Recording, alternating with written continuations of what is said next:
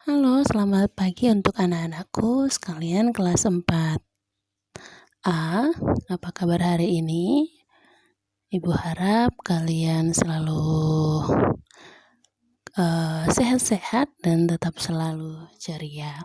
Pada hari ini kita akan belajar tematik bersama dari tematik 4D, subtema 1, pelajaran 1, yaitu tentang jenis-jenis pekerjaan. Sebelumnya, kamu sudah pernah tahu jenis-jenis pekerjaan atau kamu sudah pernah lihat di sekitar kamu?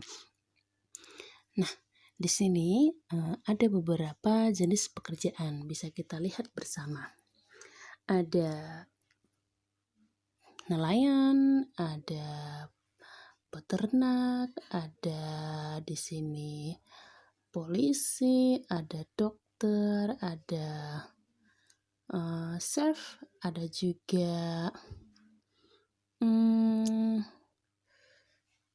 kerja kantoran atau arsitek juga ada di sini. Nah, dari jenis-jenis pekerjaan yang sudah kita lihat bersama, mengapa orang harus bekerja? Ya, kenapa tidak diam saja di rumah gitu? Nah, tujuan orang-orang bekerja salah satunya untuk memenuhi kebutuhan. Ya, untuk memenuhi kebutuhan diri sendiri maupun keluarga.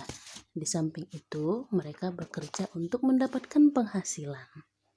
Penghasilan misalkan berupa uang, atau juga orang bisa bekerja untuk bermanfaat bagi orang lain.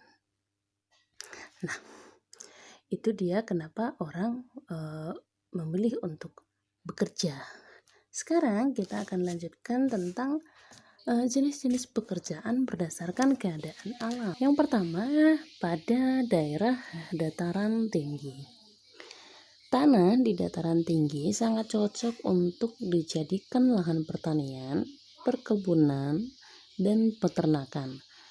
Sehingga banyak masyarakat yang tinggal di daerah dataran tinggi pada umumnya bekerja sebagai peternak, pedagang, dan juga orang yang bekerja di kebun. Ya.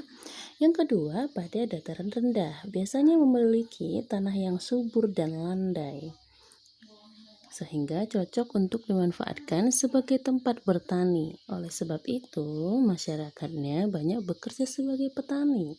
Nah, misalkan petani sawah, ya, di dataran rendah sangat banyak kita temukan itu.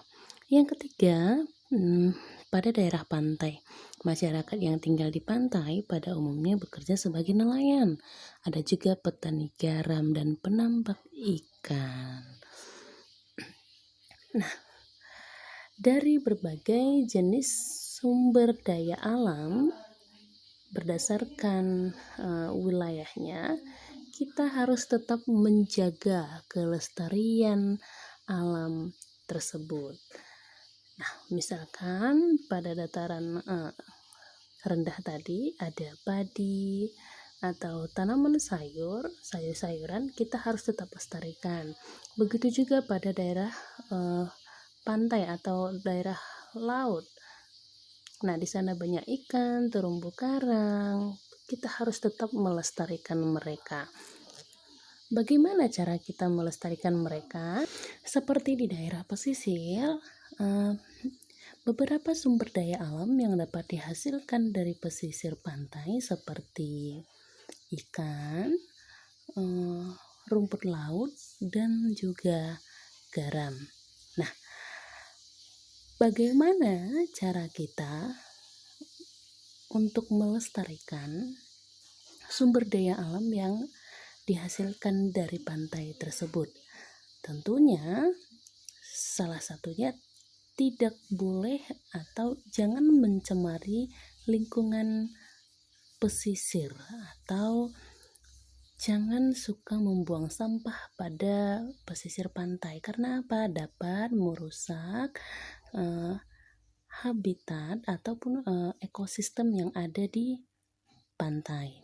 Nah, yang kedua, biasanya para nelayan itu menjaring ikan saat pergi berlayar. Nah, hal itu juga sangat tidak diperbolehkan. Karena apa? Saat penangkapan ikan melakukan atau menggunakan jaring, ikan kecil sebagai bibit ikut terambil oleh nelayan saat melakukan penangkapan ikan dengan menggunakan alat tersebut. Maka dianjurkan ketika nelayan menangkap ikan menggunakan jaring, ketika ada ikan kecil dikembalikan kembali ke habitatnya. Nah, yang kedua, misalkan kelapa.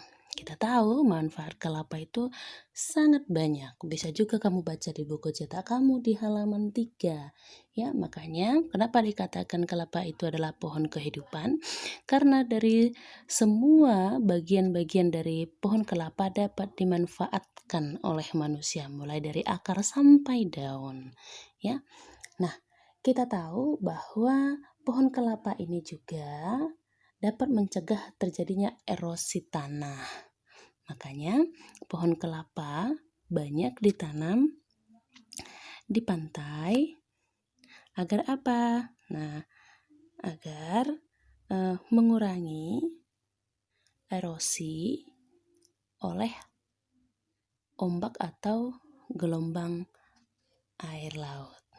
Upaya yang kita lakukan dalam melestarikan pohon kelapa di pesisir pantai yaitu dengan cara merawatnya dan juga melakukan sistem tebang pilih, dan kita usahakan untuk tetap menanam kelapa untuk menghindari erosi tanah di sekitar pesisir.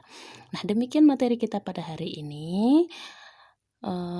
Semoga bermanfaat, dan bagi kamu yang merasa materi ini penting, boleh dibuat catatan sendiri. Terima kasih dan sampai ketemu di materi selanjutnya. Jaga kesehatan dan tetap semangat.